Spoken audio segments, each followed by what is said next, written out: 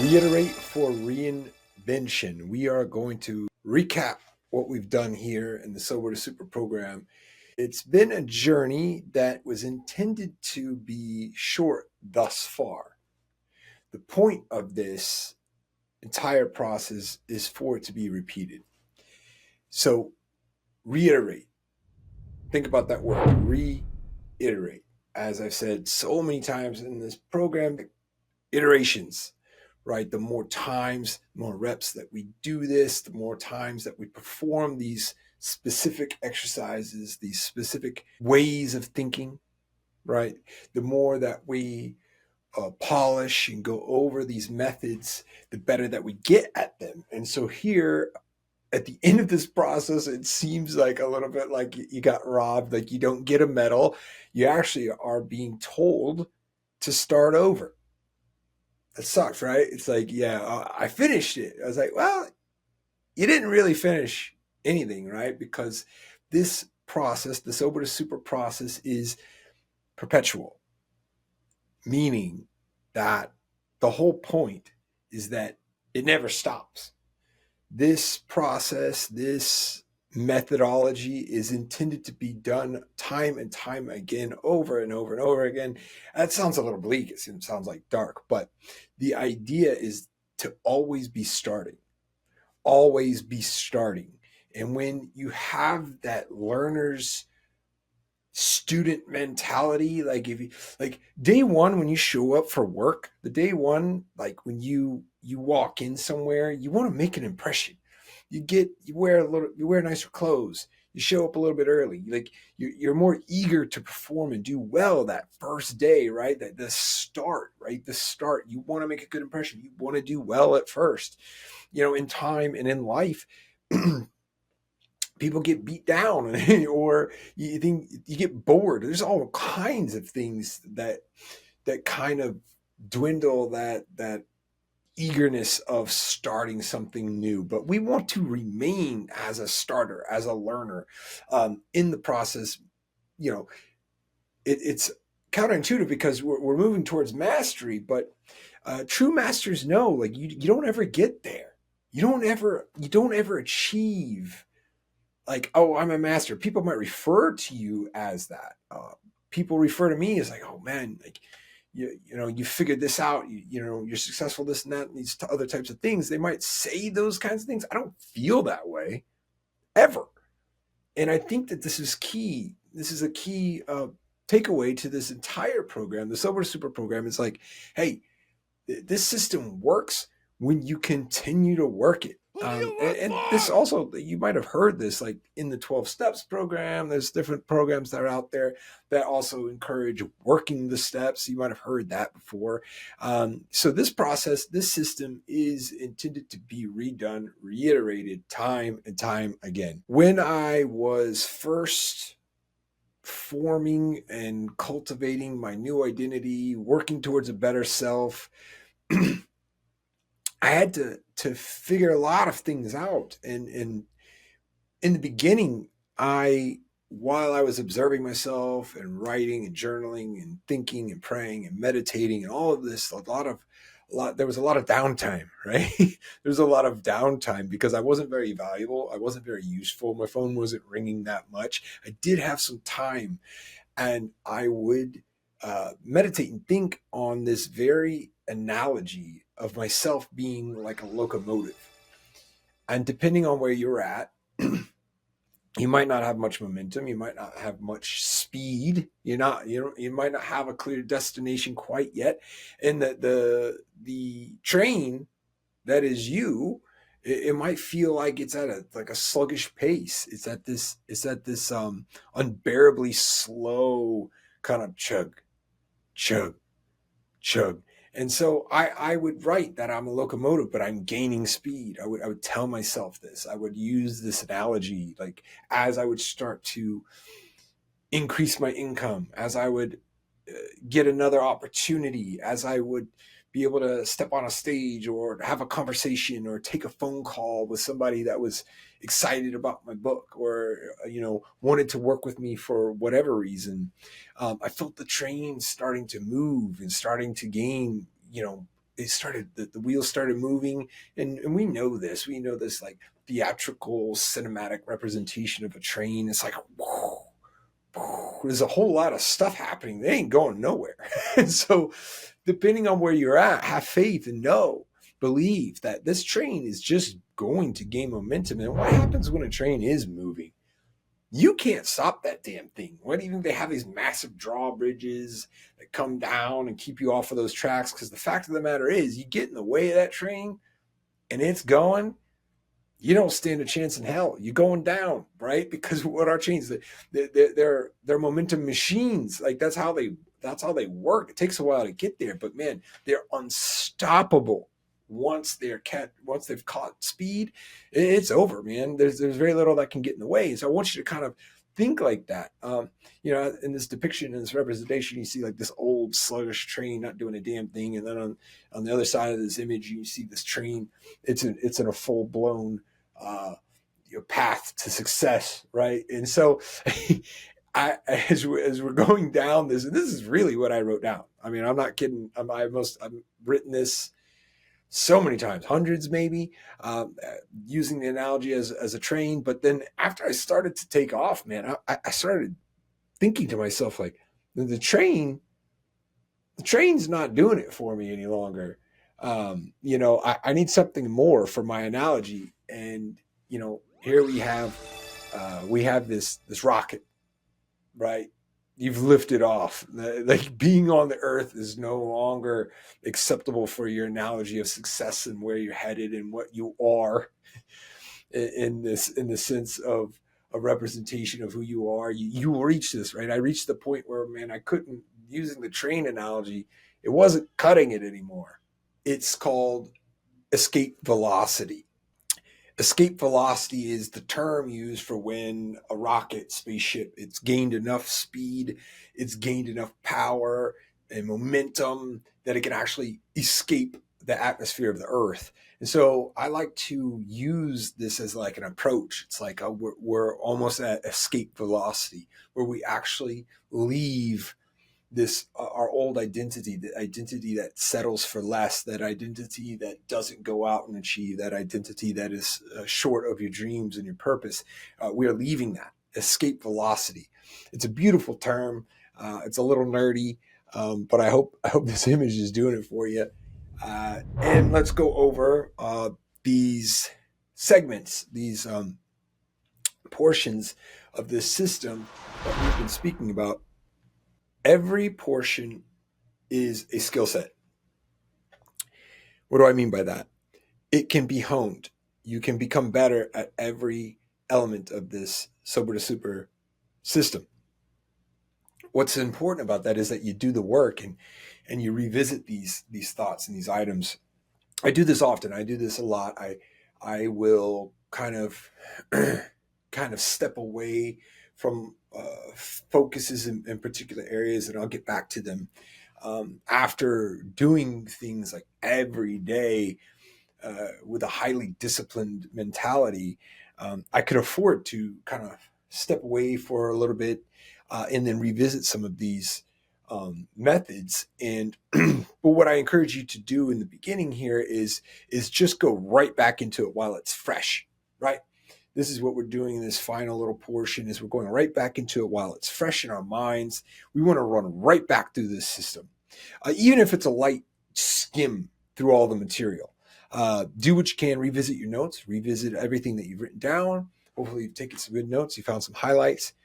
But we're just gonna skim over it real quick. The purpose audit, right? This is when we gain insight to our excitement, and that excitement is our soul calling to us about certain things. So it's important to kind of dig a little bit deeper, get below the surface of what kind of raises our eyebrows and gains our attention.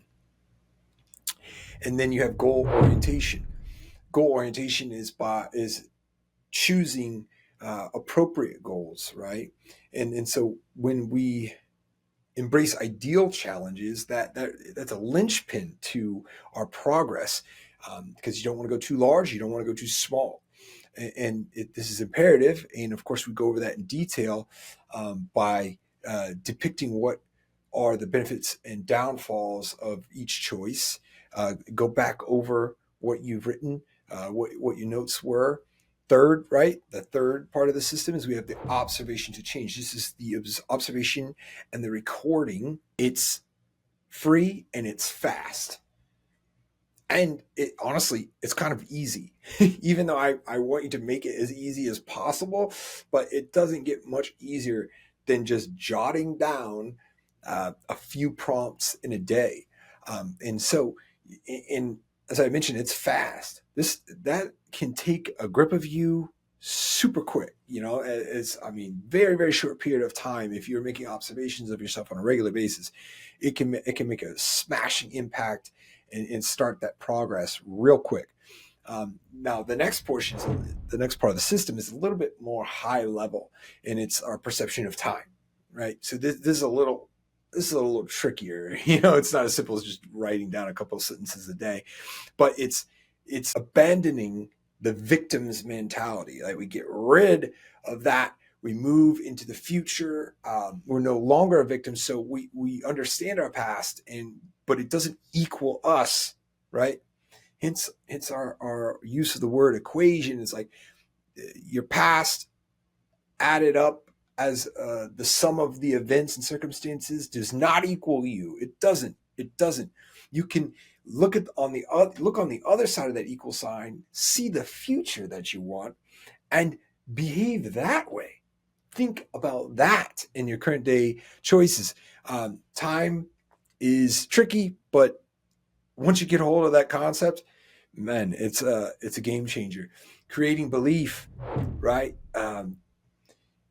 You can find evidence of it if you choose to.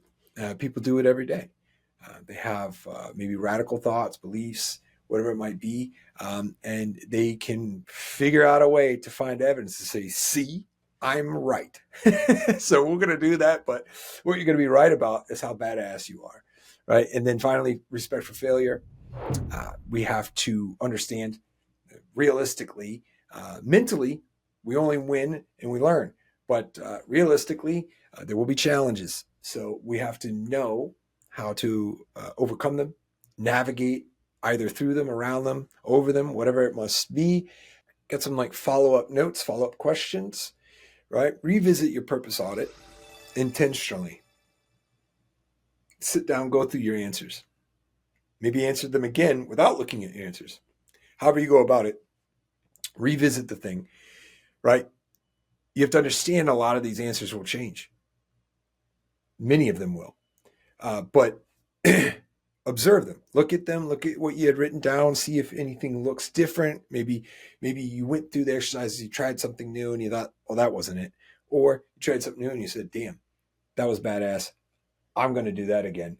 You've made some moves after doing the audit. So make sure you record that, right? Like think about it deeply and think about what's changing and moving, because you're going to continue to reorient yourself around what you find. And the earth is also always changing, right? So between the two, moving and changing, we've got to remain malleable.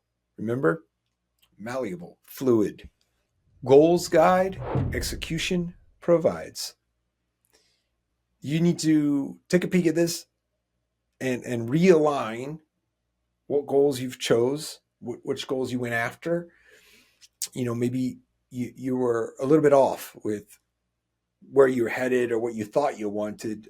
Maybe you gave it a shot and you thought maybe it's the wrong time. Maybe it's just that particular goal isn't it right now. So this is, again, perpetual. This adjustment is perpetual. You're going to look at these things. You're going to look at your goals, and you're going to realign them a little bit each time you revisit them. An odd thing that I will say, this is a little side note, a little asterisk to the idea here, if you will. Sometimes I've written down goals and forgotten that I wrote them down, and I put them away, or wherever I had recorded them, I wasn't as organized as I am now. So they're not as easily referenced. And then I stumble upon them and I realize, oh my God, I did it. I wrote it down 10 years ago and I completed the damn thing. When something like that happens for you, your mind will feel blown away. You will just be like, what? Like, I thought about, like, oh, for instance, I'll just give you an example. I wrote down in like a drunken stupor, I was trying to freelance write. Okay. I was going online. I was still drinking at the time. And I was like, well, I can read and write. I know that because I went to school. I can read and write. I can do this and make a little bit of money. And I would write every day that I'm going to be a creative articulator. I'm going to use my words. I'm going to use my words for my own livelihood. And it was just the wrong time because at that time I was still drinking. Had told me. I remember one guy in particular told me that what I wrote for him was incoherent. Fair enough. I actually don't have that piece that I wrote for him, but I don't disagree with him. It probably was incoherent. Uh, but look at me now. Okay, so like now there's several places where my words, my creative articulation has turned into prosperity. This revisiting your goals, realigning with your goals, this is important, and It's important to revisit these things. Okay, by observing actions, we map improvements. And I don't want to be redundant, but again, the more we go over this stuff, the more it's going to stick. And so that is our point. We will get better at them. You'll remember them, and you'll become better over time. Look back on what you have recorded. Put things into a fresh perspective. Continue to form the habit of recording. This, like I had said, and if we go back to the OCD framework, there's the observation, objective observation, the correction, and then the do it differently, OCD. This is a short process and easy to remember. Understanding that the observation comes first, the other two start to just fall naturally into place. So maybe that might help. If you think, oh, well, damn, I forgot to do it differently. Well, that's kind of the hard part. But if you do the first part enough, the observation, the objective observation, and record this stuff, the change will continue to happen. Time perception, right? Let's go over our phrase to live by. The point of this part of our system, sober to super system, is stop reading the equation of time from left to right. Instead, start with what you want to equate to and work backwards, right to left. And I say right to left traditionally, as we learned arithmetic as young children, like everything always blah blah blah XYZ equals this, right? But as math skills progress, you start to learn that equal sign is it's more fluid than you might imagine. And so we're going to work from the right side to the left side, and we're going to have our ideal future self, and we're going to work backwards from that person, making moves in the current moment according to that person's standards and ideas and ways of living. Belief, our acronym, golden acronym, super sweet acronym. Beat every limiting idea and embrace faith. Beat every limiting idea and embrace faith. Just remember the phrase. Again, keep it fresh in your mind. Come back and revisit the stuff. The phrase is easier said and remembered than it is to generate belief over the long run, especially if you've suffered from substance abuse and maybe your belief had been eradicated. I know that that was nearly the truth for myself. I pretty much stopped believing in myself entirely. So I started with a belief in something higher, and then it developed back into myself, and that the two work together: belief in yourself and belief in a higher power, whatever that higher power may be. That's your choosing. But if you can conjoin the intrinsic power and belief that you have inside and something else that's greater, and then putting the both of them together, that's where you can see some serious progress, some serious movement. And here's a real important note about the whole thing about belief is that without it, it's impossible. If you don't believe that you can do it, you can't. If you say that you can't, you won't. All of that is so damn true, and so important, and so often forgotten. And people are so quick to find a way to ease their pride, right, or their ego. They'll tell themselves that it's not possible because it feels better. Like they're like, oh, well, it's just not possible for me, so I'll just stop trying. And it's what appears to be the path of least resistance many times for people, which is sad. It's sad, but that's not what we're here for. This is so we're super. You want to be super. You want to be badass. You've got to know that you can do it. I know that you can do it. And I think that if you've gotten this far in this program, you are starting to believe that you can do it. And this is super important. Respect for failure. Okay. Now, I would challenge anybody to say that they don't know what it feels like to feel like they're a failure. But failure is never a person. And you've got to let that hit home. You've got to let that sink in. It's never a person. Failure is a circumstance. It is short lived. If you really stretch your thoughts into the future, failure or losses and that type of a thing, when you have the appropriate mindset, when you have the appropriate mentality, it is a short lived part of your life. It'll be over soon and you'll be better because of it, right? What's the whole point? The reinvention, right? That's what we're after. We're after that person that people will say, this isn't the same damn human being. You get this process down, you put some real effort into this, and you maybe strip a few layers of yourself away. What will be left is a reinvented self, right? A new you, a new identity, one that's capable of more than you ever imagined. And so I would like to say that my uniqueness, my special ability is reinventing myself. I can't even tell you how many times I've been told, man, you did that in how long? You managed this in how long? Because I do it quickly as well. And this is what I want to share with you. I want to share with you what I believe is my unique ability to reinvent myself. I figured out, or at least put it down here as best as I can in some recordings straight from my mouth on how I was able to reinvent myself countless times. And so it's such an exciting thing when you believe it, and then the rest of the world, reality catches up to you, and you're like, damn, it's happened. I'm a new me. And I don't intend on stopping either. I'm going to reinvent myself for the rest of my life. It's just like, it's this, I'm never going to quit, just kind of sharpening and honing and making this lump of clay into a better piece of pottery over and over again. It's a glorious thing. I'm super excited to share this with you. I hope, I know that it can make a difference. And so I appreciate you being on this journey. I've got this artistic rendition of reinvention.